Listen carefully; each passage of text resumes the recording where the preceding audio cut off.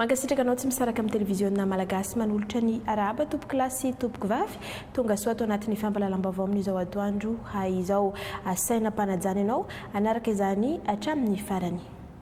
Mialohan'ny idirantsika amin'ireo antsy priam-baovao dia indro aroso aminao avy hatrany ireo lohateny. CEPE na amby 24 miatrika ny fanadinana ofisialy voalohany ireo mpianatra. Tranobe ny serasera sy ny kolontsaina ao Fianaratsoa tsy tazapotsiny ny fanjakana. Misokatra ny taom-piotazana kafe ao amin'ny distrika ny Farafangana.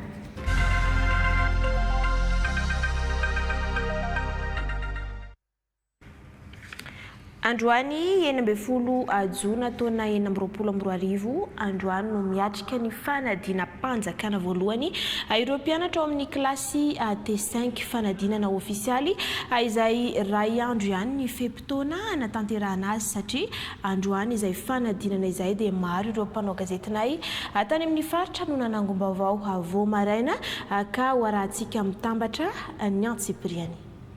Piadina misa valambinipolo sy fitonjato sy arivo no voasoratra anarana iadina ny fanadinana mpanjakana CPSGM aty amin'ny sisiko ny Fianarivesitra faritra Angalanjirova izay niparitaka amin'ny fobe mpanadinana 770 amin'ny efitrano misa 720 tomombana antsakany sy andavina ny fanomanana entitra ny fiambenany sy fanaramaso ety ivelany indrindra fa ny ao anatin'ny efitrano. Mitondra fisaorana ho an'ny fitondram-panjakana ho an'ireo ministera izay misy ny fanjakana foibea.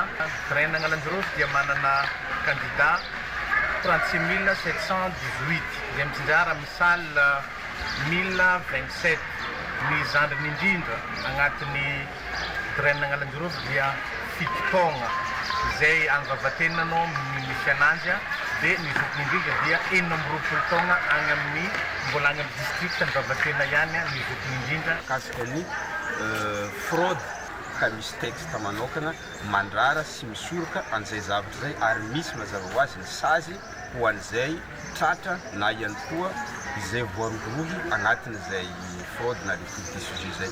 Marina fa ahitana mpiadina 7 taona ny farany zandriny indrindra amin'ny fobem-panadinana Ambatoaranana 20 taona kosa ny zokiny indrindra amin'ny fobem-panadinana Miromivalana. Ankoatran'ireo mpampianatra mpanaramaso ireto dia miara-misalahy amin'ny fiambenana ihany koa ireo mpitandro ny filaminana aty an-toerana.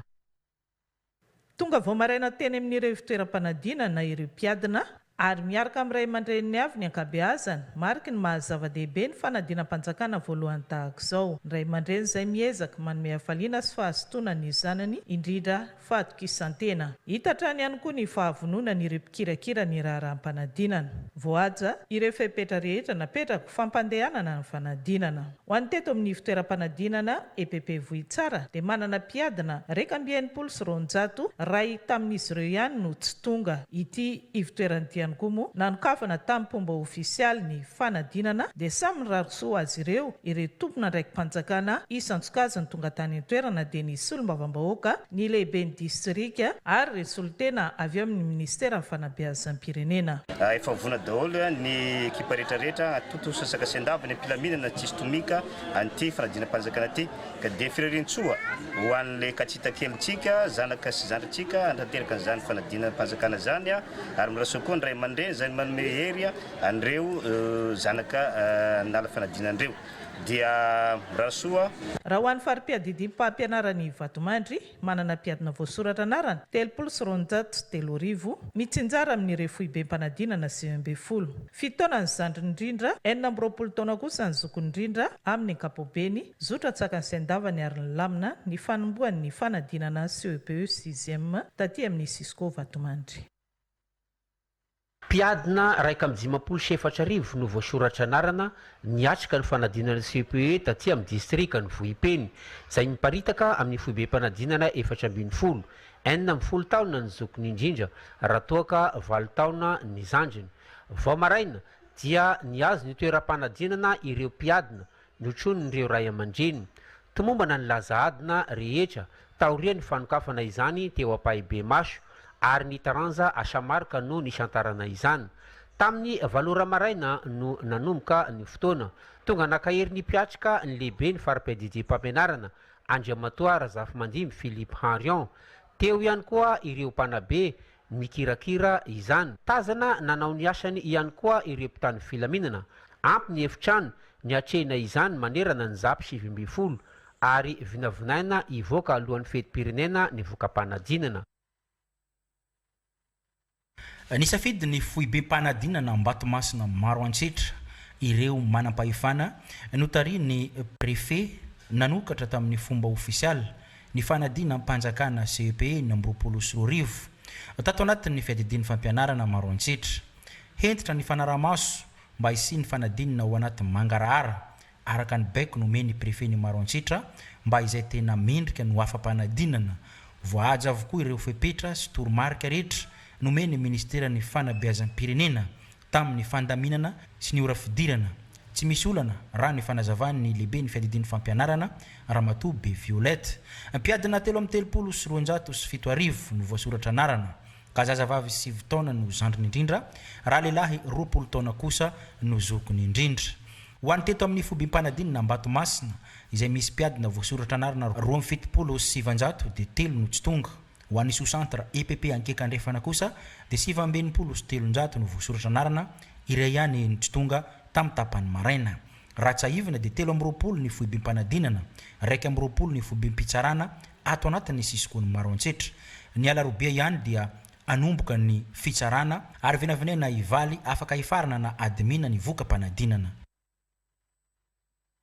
Miisa 27 alina ny mpiadina CEPE ho an'ny faritra Tsinanana ena amby 30 taona ny zokiny ao amin'ny Siskoany Manoro 7 taona ny zandriny eto amin'ny Siskoany Toamasina voalohany teto amin'ny Sezera Tsimilao nanokafana ofisialy ny fanadinana notary ny lehibe ny fileovana Andriamanatsoa Philbert Hervé sy ny tale général ny fanabeazam-pirenena Diamondra Rakotoarsoa izay nitondra ny afatry ny ministra sady naneo fa nisy ny ezaka lehibe raha ny teto Toamasina voalohany.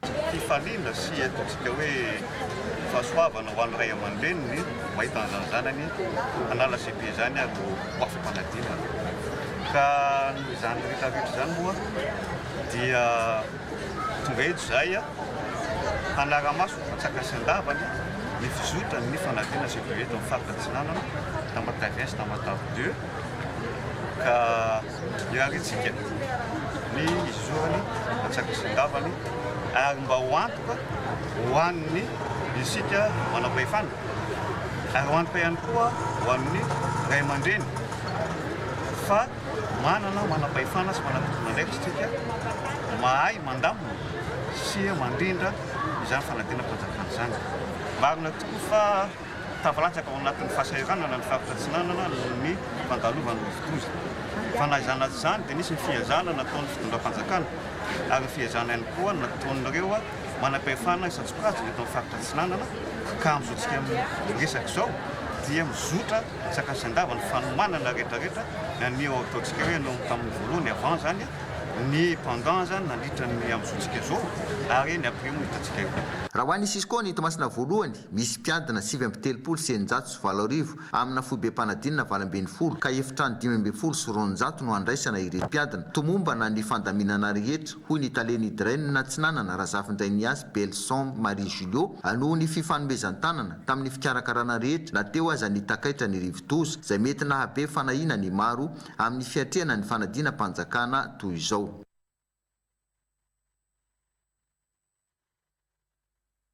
Nahitana fiakarana ny mpanala fanadinana CEPE raha 7,7 tamin'ny taona lasa ary 7,7 tamin'ny taona 4,4 ty raha ny aty amin'ny Sisikony Akora distrikany Akora. Mitsinjara amin'ny foibe-panadinana miisa 5 dia ny CEG Akora, CEG Volambita, CEG Andranombao, CEG Ranotsara Varatra ary ny CEG Begogo izay mitsinjara amin'ny efitrano-panadinana miisa 20. 10 taona ny zandriny indrindra avy amin'ny EPP Morafeny Beabobo avy aty amin'ny foibe-panadinana Akora raha 20 taona kosa ny zokiny indrindra avy amin'ny foibe-panadinana Begogo. Misa 20 nisy tonga niatrika ny fanadinana ka 2,7 ny mpiadina lehilahy ary 2,7 ny mpiadina vehivavy. Nizotra ara-dalàna ny rehetra natao raha tamin'ny fitora maraina no nanikafana ny sobika misy ny laza adina izay natrehany sampanjara misy sy notariny ramatoa lehibe ny distrikany Akora efa nivoany Philippe Estena. Vonina tsara ireo mpianatra tonga sady notronon'ireo ray aman-dreny no nitolorana firarian-soa avy tamin'ireo lehibe ny sampanjarana natrika ihany koa. Tamin'ny fitora sy 30 20 minitra ny fiantsoana sy ny fanamarinana ny taratasy momba azy ireo ka tamin'ny 7 ora maraina no nanomboka ny fanadinana ary ny taranja asa malika no nanomboana azy izay naraha ny taranja laza olana sy nisy ny olona manana fahasembanana raha ny aty amin'ny distrika ny Akora. Tamin'ny 1 ora maraina no sokafana tamin'ny fomba ofisialy ny sobika ny hidy misy ny lazadina fanadinam-panjakana CPCM teto amin'ny fitalavam-pasy ny fanabeazam-pirenena fitovinana na tseny ireo manam-pahefana aty an-toerana tao amin'ny CG Manakarabe. Mpiadina miisa 280 sy 709 sy ray alina ny eto amin'ny faritra fitovinana ka 520 sy 400 sy 700 ny hoany Sisko ny Manakara izay mitsinjara ho ivitoeram-panadinana miisa 430. Amin'ny ankapobeny dia nizotra ampilaminana ny fanaterana ny fanadinam-panjakana taty an-toerana tamin'ny 7 ora sasany ny fiantsoana ny mpiadina ary tamin'ny 9 ora kosa nanomboka ny lazadina izay nisontarina tamin'ny taranja opération. Tamin'ny lahady izay ny mitsinjara n'izao ary ny Sisko tsirairay efa nandray fepetra ahafahana miaro lazadina. Miraisinay tokoa ny famolavolana ny lazadina teto amin'ny renivohitry ny Sisko tsirairay. Nisy tany Kongo, nisy tao Volpeno ary nisy teto amin'ny Sisko Manakara. Tsy misy ny mpiasa tao afaka namaky ny sujet ny lazadina fa tena voafehy ary matoky aho hatramin'izao fa nizotra ara-dalàna ary tsy misy izany fivoahana sujet izany. Isaorana ny ministera nanome an'io fomba anankiray io mba ahafahana tena manome lanja ny fampianarana ety amin'ny faritra. Androany tokoa moa zany ny fanadinam-panjakana eto Madagasikara ao amin'ny fanadinana CPE izay maro-pahaizana voalohany napetraka ny fanjakana ho an'ny zanaka malagasy izay mandeha fianarana rehetra.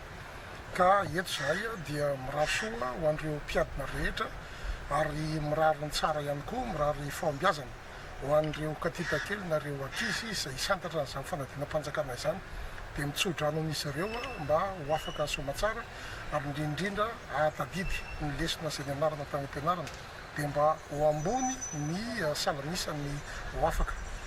Toy ny mahazatsa dia ho izay na hivoaka mialohan'ny fankalazana ny fetim-pirenena nivoaka mpanadinam-panjakana CPCM aty an-toerana.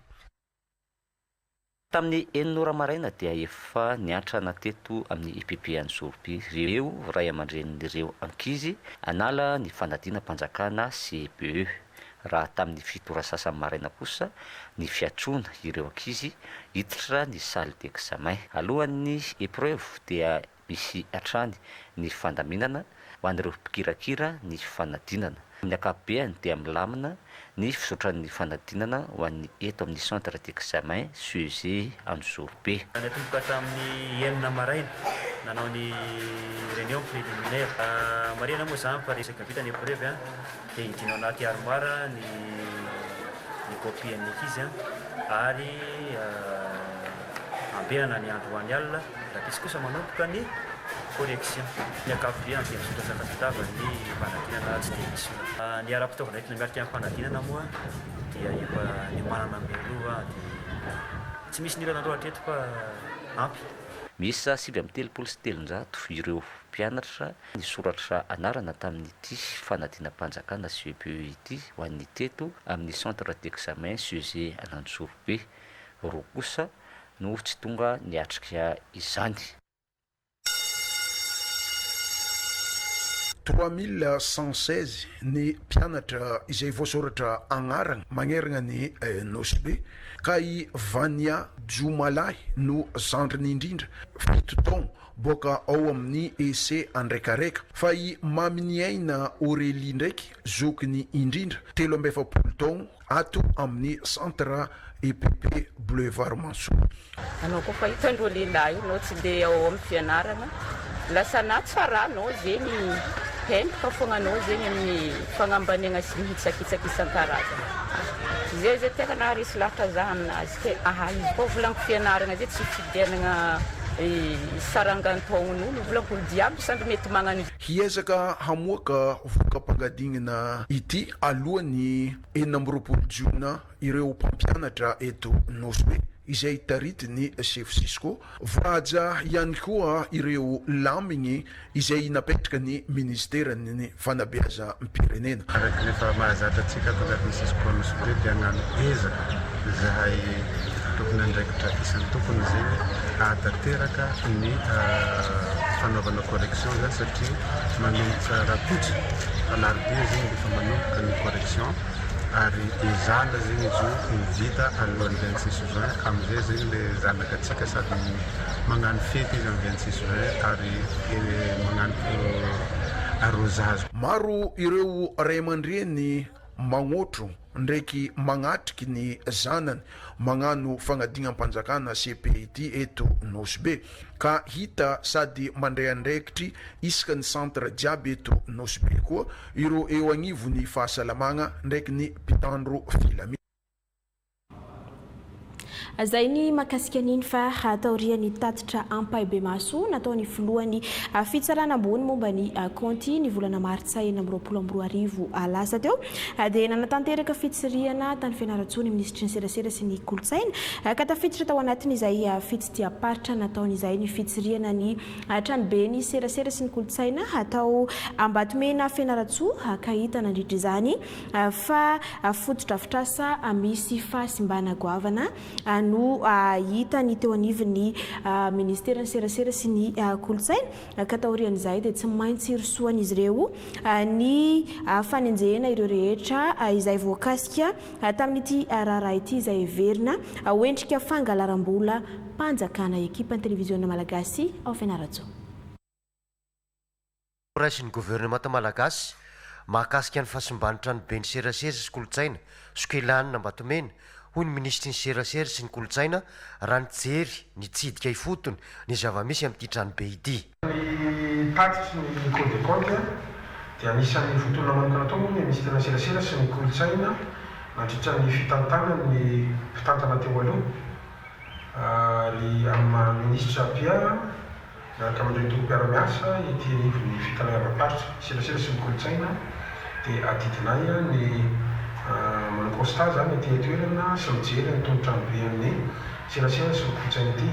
Ho an'ny tananao androany zao dia eto tapitanana ny Fianarantsoatsika ary manamarina tanteraka ny tatitra izay navoaka ny kodikody amin'izao hitatsika zao fa apahany any zao hitatsika zao fa any anatiny any mbola betsaka ny tafo izay miotsaka ao ihany koa ny rindrina izay tritra tanteraka rava ary midalina nalay beton zany dia tena mitailana mirirana lasa misy cuvette kely mihitsy aza ny sasany manaporofo zany fa asa zay natao kitotoa tevahimanta ary tsy manaraka ny fenitra ny fanamboarana tao-trano mihitsiny zany mazava ho azy. Raha ny tatitra voaray ary dia tena misy tonga tranona hoe raisy valo manao somao ray lasaka dia fasika valo fito lasaka na valo lasaka no composition zay anaovana anazy zany midika fa tsy manaraka ny fenitra tanteraka ary etsika izay natao nentina angalarana ny volam-panjakana ankolaka ny tranga misy. Ny fanavaozana nefany dia mamerina zany teo fanjakana tandalana zany fa midenonsa ihany koa tsika azao ampimamba atao amin'ny vola mbahoaka zao. Tsara manamarika amintsika fa tsy vola nylay mpitantana tany am-paosy no nanamboarana izy tony fa vola mbahoaka marché public ka miditra any anatiny atao hoe poursuite judiciaire tsika amin'izao fotoana zao akoatra n'izao ohatra hoe fidinana ifotony fanaraha-maso zao betsaka ny zavatra misy ho an'ny eto Fianarantsoa manokana tsy ampy 420 ora kory no nanamboarana ny tambosy ireo le béton izay hitsahana ao ambany. Raha le béton fotsiny dia resana amintsika hoe amin'ny 4,000 lavay an'ilay fitokanana rapitso amin'ny folo maraina no vitaina ny béton sy ny tamboho dia etrenetinareo amin'izany ny kalitao amin'ny asa izay mivoaka ka mahatonga antsika mijoro fa mampafantatra anareo vahoaka malagasy izao no nataon'ny mpitantana teo aloha.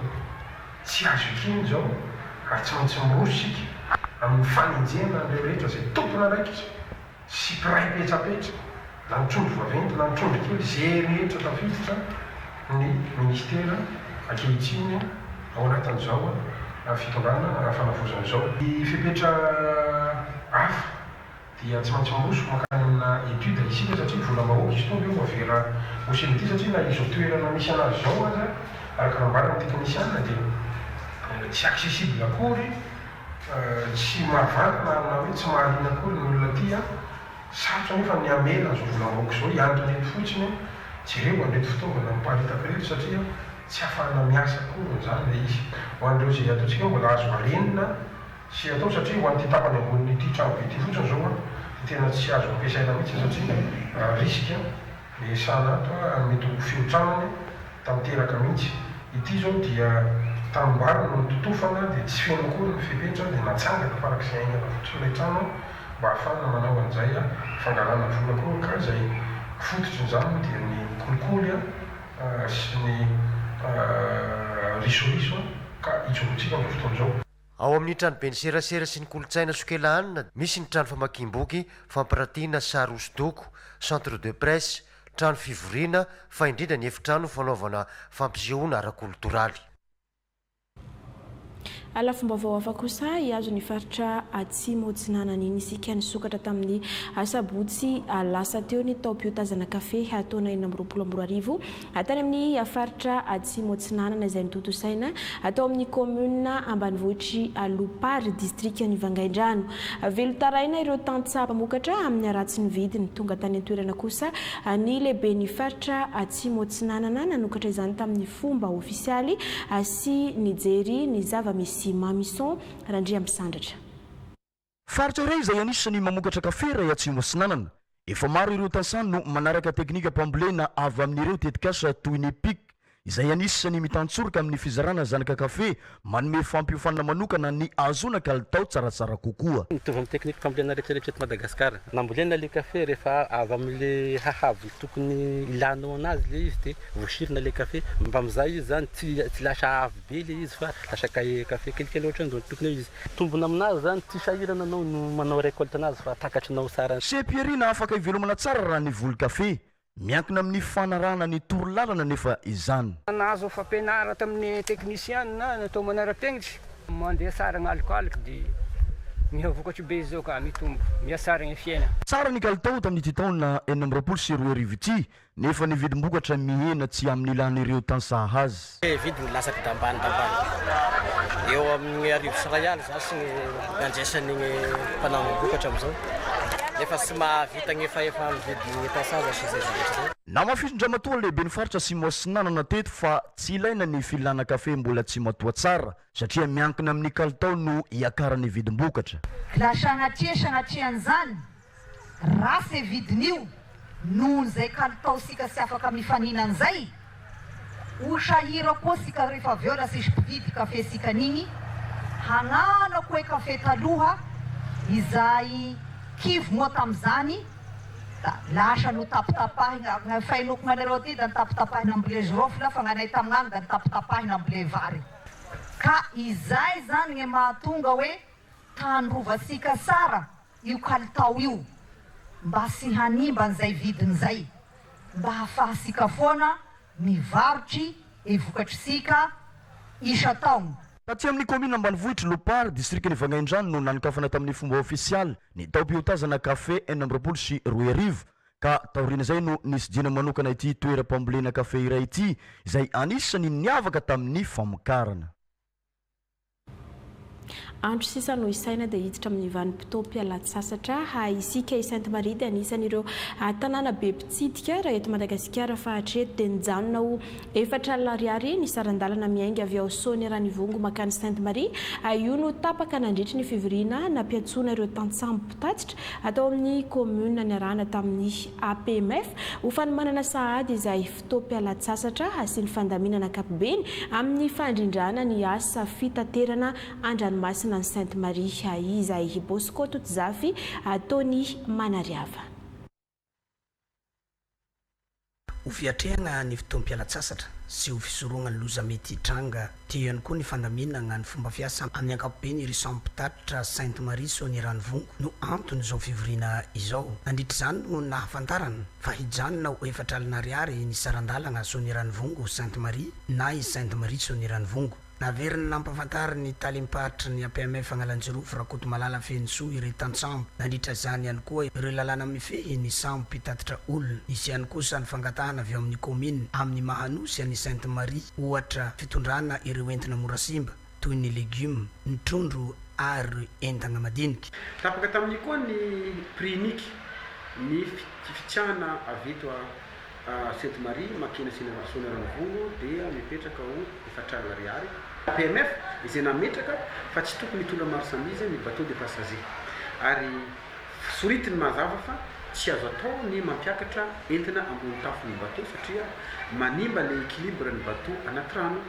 Sarotiny dia nasarotiny amin'izay PMF alina fa ny fametrahana malalaka ny lalantsara izay vezivezen'ny vahoaka ao ny passager ao anatin'ny sambo, ny fametrahana gilet de sauvetage izay tsy maintsy obligatoire anisan'ny zavatra voaresaka teo zany ka mipetraka manompandoany raha tsy ny faty ihany no afaka miakatra ambony sambo. Sambo nanaiky zany ny opérateur rehetrarehetra fa tsy mandovola ny vatampaty izay mitsiaka Saony Ranivongo sy Sainte Marie.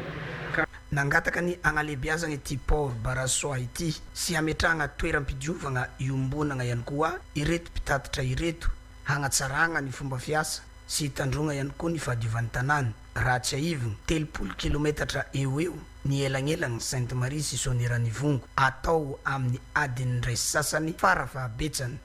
Tsy voatery hitovy ny ora fiaingana sy fahatongavana fa miankina amin'ny fiakaran-drano ka ny APMF no mamaritra izany. Hisy fivoriana mialohan'ny maitsoahitra afahana manao fampitsakana mifandimby mba tsy hisy ny fahatiantoka amin'ny mpandraharaha mpitatitra eto Sainte Marie Saony Ranivongo. Miatra manomboka ny alatsinainy 10 Jiona izao fanapahan-kevitra tapaka izao.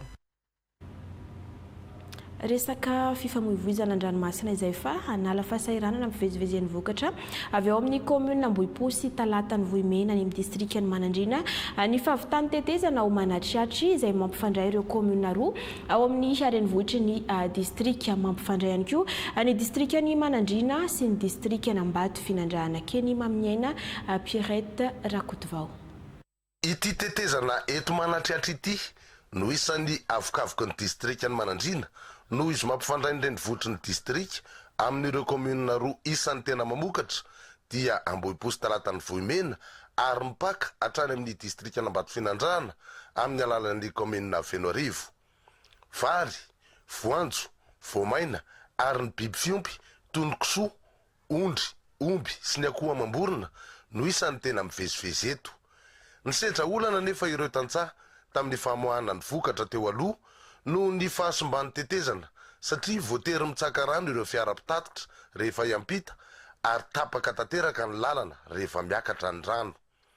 Ankehitriny voavany olana satria nataon'ny filoha lefitry ny antenimera-pirenena faritany Fianarantsoa izay solombavambahoaka voafidy tato amin'ny district ny Manandrina ola ara-pahamehana tamin'ny alalan'ny teti-bolany Tsiady ny fanarenana indray ny tetezana ka natao fasobato na lay antsona hoe peloton armé mirefy 15 metatra ny lavany ary 3 metatra sasany ny sakany izay mahazaka hatrany amin'ny 15 taonina. Foto-drafitrasa toy itony dia tsy natao ho an'ny mpitondra fanjakana, tsy natao ho an'ny député, tsy natao ho an'ny maire fa ho an'ny vahoaka ray manontolo ny tompony.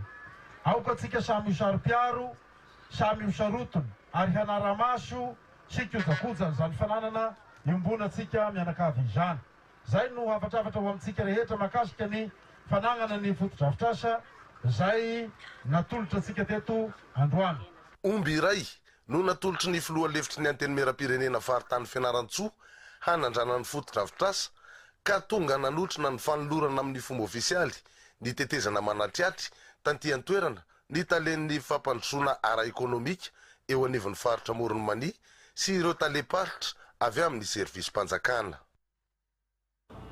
raha izay ny tany manandrina na dia mitoy ny asa fampandrosoana ao Toamasina tsy mandavelively ny fanatanterahana nitetika asa Port Sec 3 ny ankamaroan'ny mponina ao Tsarakofafa Fokontany Tanandava commune Toamasina faharoa ny seranantsambo sy ny fitondram-panjakana rahateo izay efa nitondra vahaolana amin'ny fanomezana tany maimaim-poana mirefy 500 metatra toradroa eny amin'ny Port Sec faharoa ao Tanandava ihany. Romual Rakotoary Manana no ampafantatra amintsika misy kokoa ny mahakasika izay.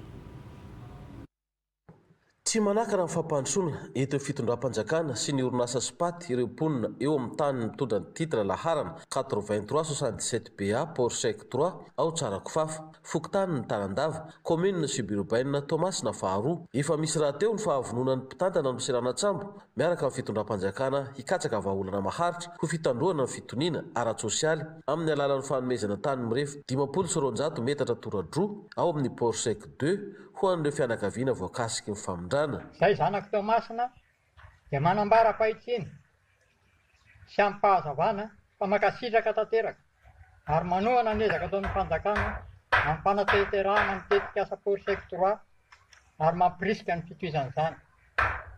Tsapanay sy resy lahatra izahay fa mitondra tombontsoim-bonana ho an'ny vahoaka ny Toamasina sy Madagasikara iray manontolo ny fanatanterahana anitetika asa Port Sec 3 io.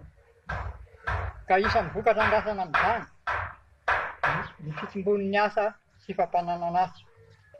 Marihana etony fa fanatanterahana didim-panjakana efa nivoaka atiny ela hitaterahan'ny orinasa Spaty amin'izao asa izao. Ny fijoroanay sy fandraisanay andraikitra izao dia natao fanairana antsika rehetra mba hibandy tombontsoan'ny taranaka ankehitriny sy ny taranaka ho avy ary mba hampandroso ny tanànan'ny Toamasina amin'ny alalan'ny fanavaozana sy fampandrosoana maharitra. Maneho ny finiavany Spaty hanaja ny tombontsoan'ny mponina sady hanamora ny fanatanterahana ity tetikasa stratéjika ity ny fanomezana tany maimaim-poana eo amin'ny Port Sec 2 izay antenena hitondra fandrosoana ara-toekarena sy ara-tsosialy ho an'ny faritra Atsinanana sy ny firenena iray manontolo.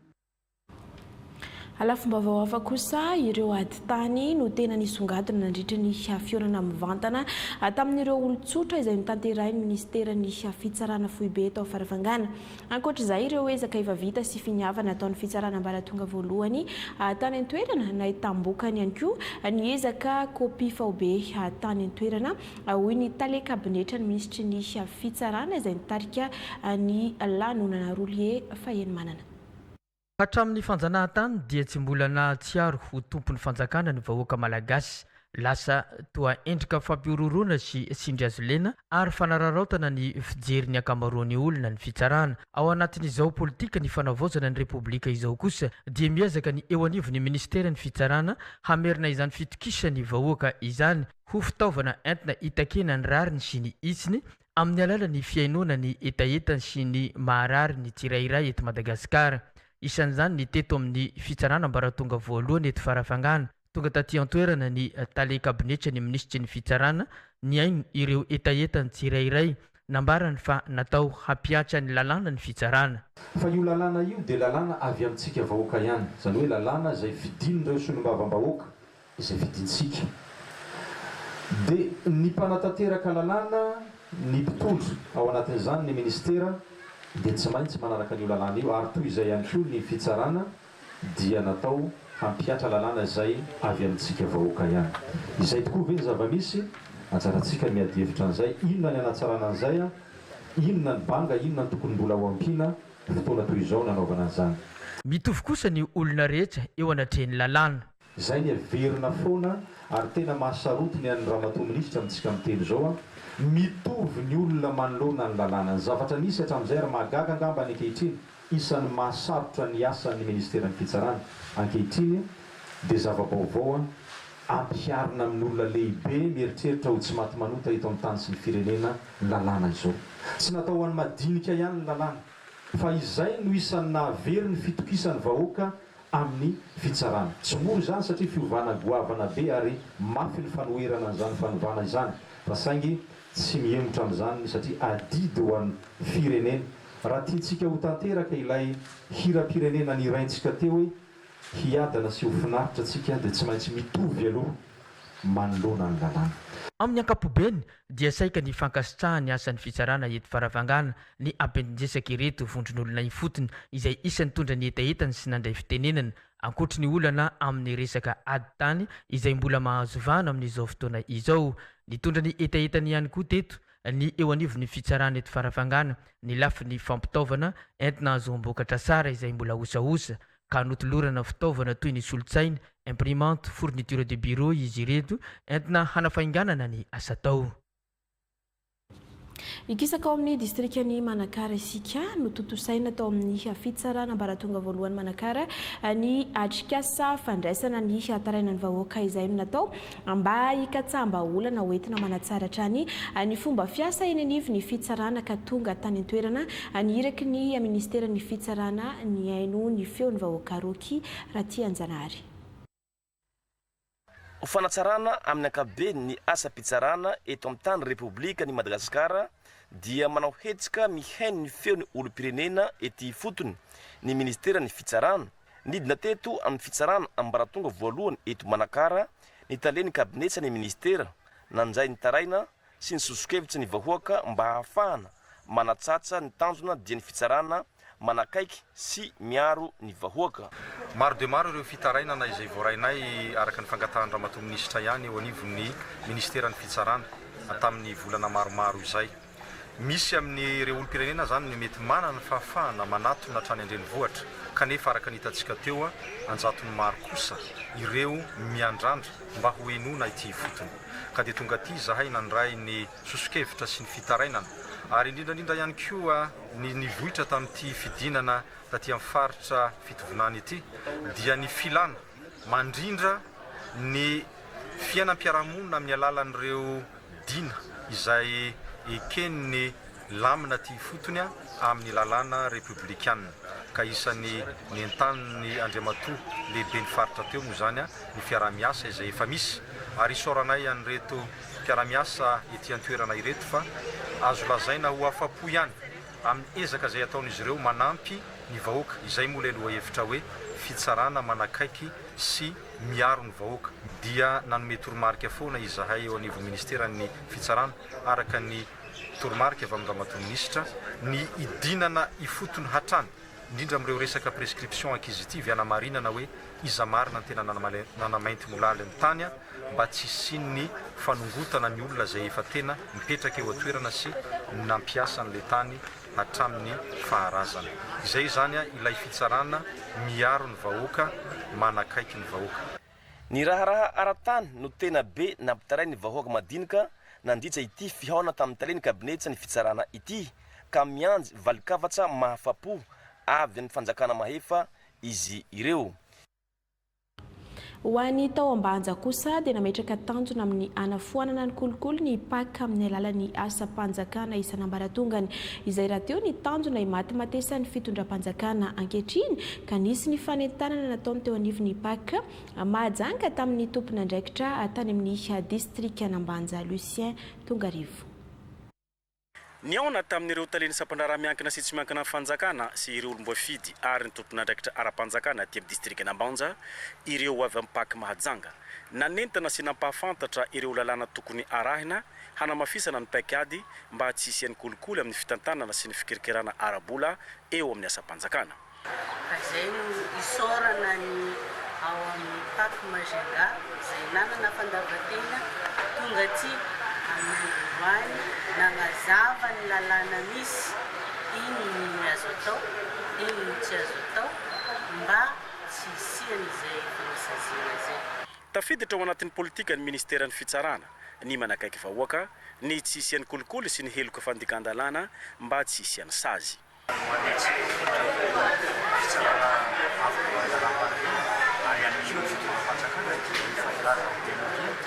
Fa izana trany tsy fisintsony ny matomaloto sy miandry fotoana ela tsika anaty amin'ny kolikoly fa manomboka zao dia zao ny ady amin'ny kolikoly fa natomboka izy fa hiamafy kokoa ny ady amin'ny kolikoly indrindra indrindra ho an'ireo itsika izay nahazo an'izany hoe fampianarana izany tsy misy tsony zany ny fialanantsiny tsy mahalala lalàna misy ary tsisy any koa fandeferana atoka misy ny fantika lalàna ny klasika.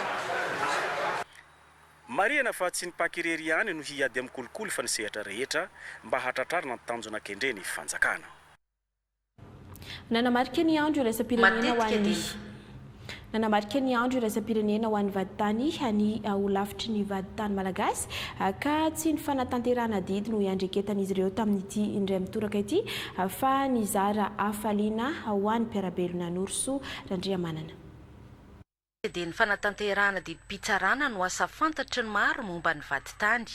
Raha ny fanazavana nefa dia lavitra noho izany ny andraikitra sahan'izy ireo satria mandray anjara mavitrika amin'ny fanampiana ny mpiarabelona sy ny fitandrona ny filaminam-bahoaka ihany koa. Anisan'ny mampahomby ny asan'ny vaditany ny fiarah-miasa akaiky amin'ireo mpitandro filaminana. Ny vaditany asiana manatanteraka didy nefa ny tsy mahazo satria ao anatin'ny grosse dia misy hoe tokony prêter main forte ny mpitandro filaminana fa tsy miassiste ny zava-misy amin'izao fotoana dia miassiste fotsiny fa tsy miprêter main forte satria rehefa misy ny fandavana didim-pitsarana tokony misy andraikitra raisy ny mpitandro filaminana izay zavatra tsy tanteraka mihitsy ny amin'izao fotoana izao mahatonga ny didim-pitsarana tsy tanteraka na misy rotaka ozy ny fitentsika dia ozy izay hoe raha tsy anatanteraka ny didim-pitsarana mivoaka ary vaditany eto Madagasikara inona ny zavatra iseho eto Madagasikara. Misy olona nanao vola mivoaka ny didy fa hotakinana izy tsy afaka manao ny vaditany inona ny zavatra iseho. Misy tanin'olona bodon'olona dia midonga eo amin'ny otra tanin'olona ilay olona ny anazotana tenena raha misy tsy mahafapo anao eto eny fitsarana fa tsy miteny kosa ianao hoe misy cassation dia hijanona izay cassation tompoko tsy tokony ampijanona fa natanterahana didy satria lalaovin'ny olona io ela be vao mivoaka ny fitsarana dia mandeha cassation dia mavita trano folo indray izy aloha mandrapivoaka ny cassation zainy fa mila n'ilay hoe suspension. Mbola vitsy ny isan'ny vaditany raha oharina amin'ny isan'ny mponina eto amintsika ka mitaky ezaka bebe kokoa ny fanamafisana ity sehatra iray ity.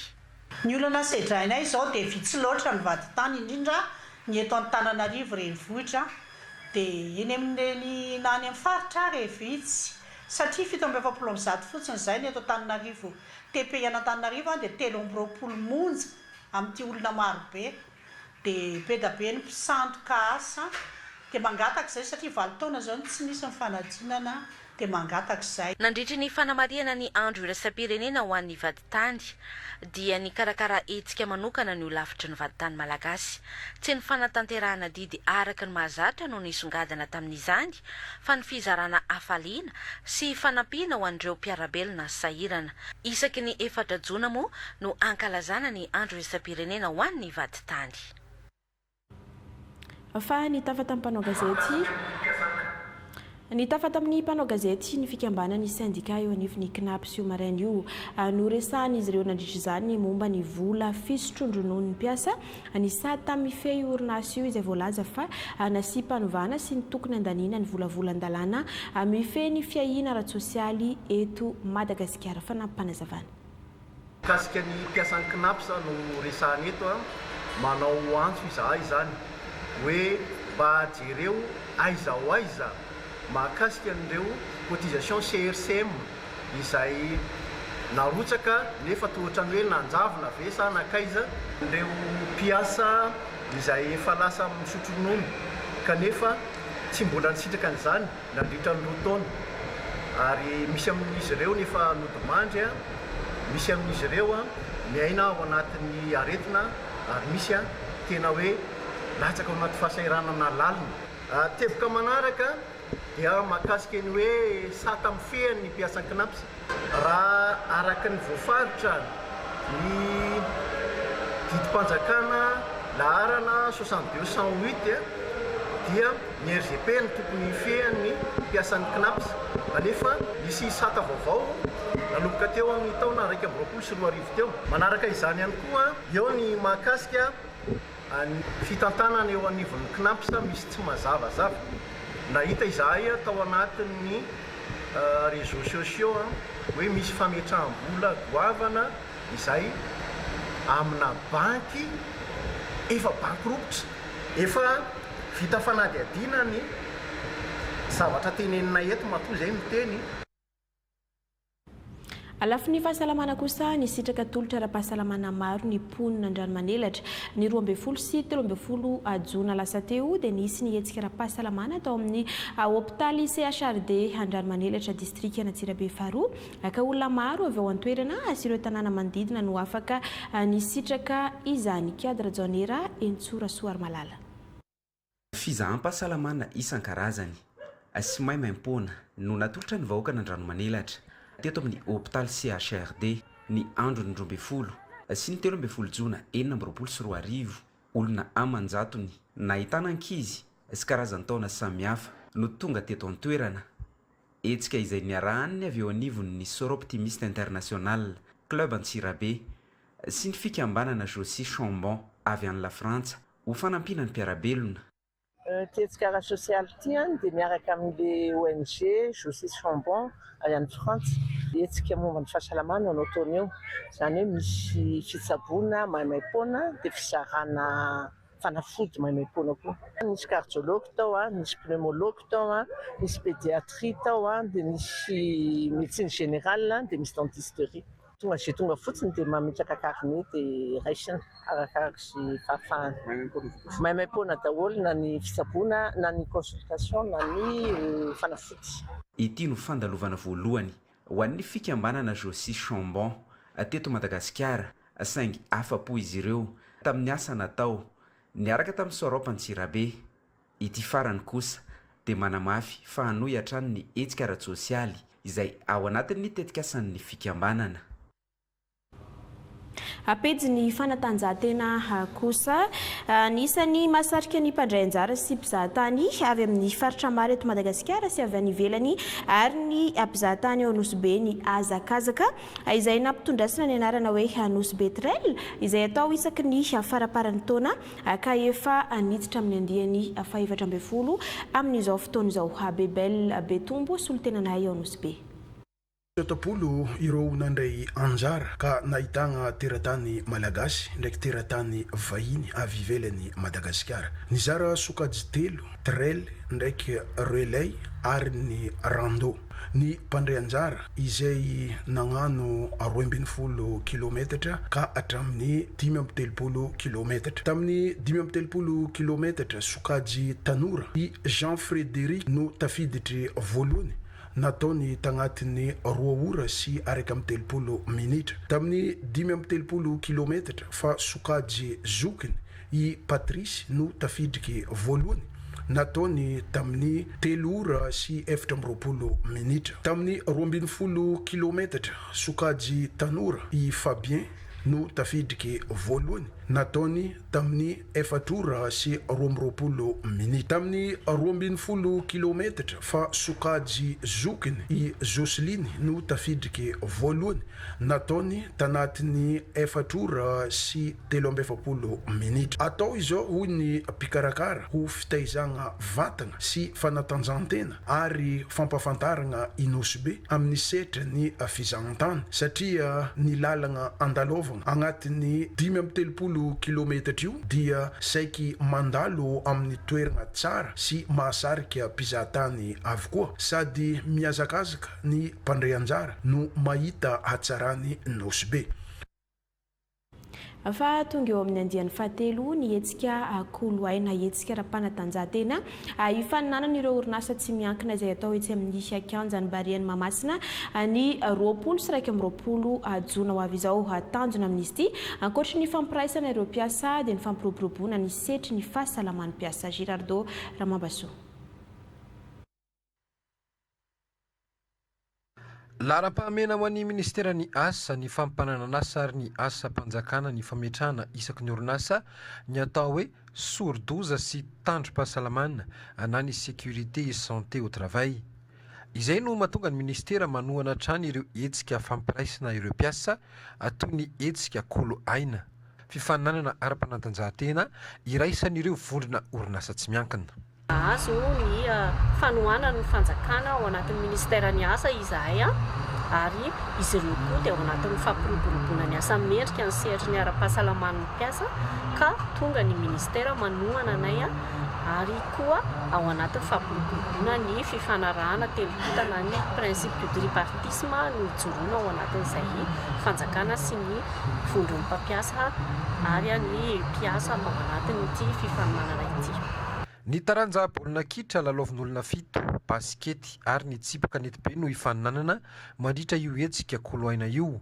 Tsy mijanona ho fifaninanana ara-panatanjahantena ihany fa fampiraisina ireo mpiasa sy fanomezana lanja ny sehatry ny fahasalamana ara-batana no anisan'ny tanjona amin'izy ity. Mariska ianao zany fiera mitondra ny orinasa ambony amin'ny sehatra fanatanjahantena ary koa zany ahafahan'ny orinasa tsirairay zany mampiray ny ao anatiny azavaiko ohatra rehefa eo amin'ny sehatra basket ohatra raha misy direction anatin'le ekipa dia tsy fampiantso hoe monsieur tsony eny amin'ny sehatra fa ny tanjona dia ny hiaraka andresy raha reraisina indray ny hoe mifaninana amin'ny sehatra tsy miankina na amin'ny sehatra miankina zany fa raha misy mifaninana amindray zany dia le fananana dia mampivelatra koa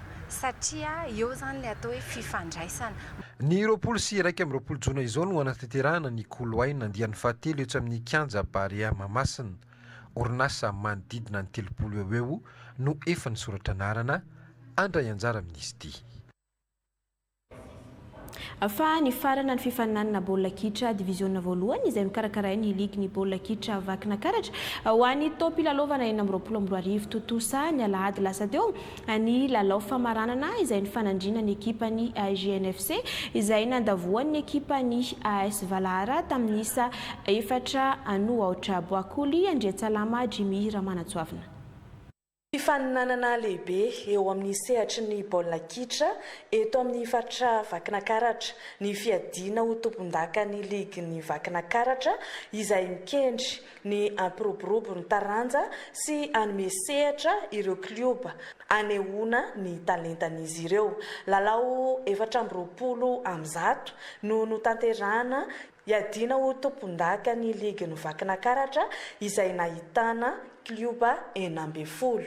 Betsaka ny olana ny lalovana tao anatin'izay ambolana zay fa amin'ny akapobeny zany dia vita soma tsara lizy dia taopambiazana raha zay ny azo ilazana anazy ho anay eto ligy vakina karatra fa avitany hatramin'ny farany aniny fifaninanana iny. Tanaim-boalohany samy mbola narisarisa kely teo fomba fijerinay anazy zay dia rehefa indrindra rehefa niditra taty amin'ny fazy dia tena na tsy tamin'ny fazy ara fa tamin'ny match retour satria nanao match aller retour 40 reo dia rehefa niditra taty amin'ny match retour dia nanomboka niakatra lehilahy tamin'ny baolina satria nanomboka tafiditra daholo ndretrarehetra na mpilalao na ny coach na mpijery ihany koa ao anatin'izany dia samy tafiditra tao anatin'ilay izy dia hiezaka izahay atao anatin'ny ligy hitazona fitiavan'ny olona baolina kitra ankehitriny dia hisy match lehibe izay karakarainay miaraka amin'ireo ligy rahavavy maromaro ho tanterahana eto amin'ny kianja Velodrome omena anareo mendalana eo ihany zany ny fandaharam-potoana sy ny fandaharalalao mahakasika an'izany. Araka izany ny GNFC no nisalotra ny anaram-boninahitra tompon-daka ny ligy vakina karatra amin'ity tao pilalaovana 20 ity vokatra izay taratry ny ezaka sy ny fahavononan'ny ekipa nandritra ny fifaninanana manontolo. Tena nanomana zay fa fantatra fa mafy le adversaire ary efa nanao amin'ny atao hoe niveau ambony dia zay niakatra D1 zay tokoa fa mahatonga zany zay tonga amin'izao atao hoe dingana mbola dingana zao dia nanomana zay tena nanomana hatrany ambolohany mihitsy ary zay natonga anay hatrany amin'ny 2-2 zany niezaka nanao izay azo natao natongavana amin'izao atao hoe dingana tena zay.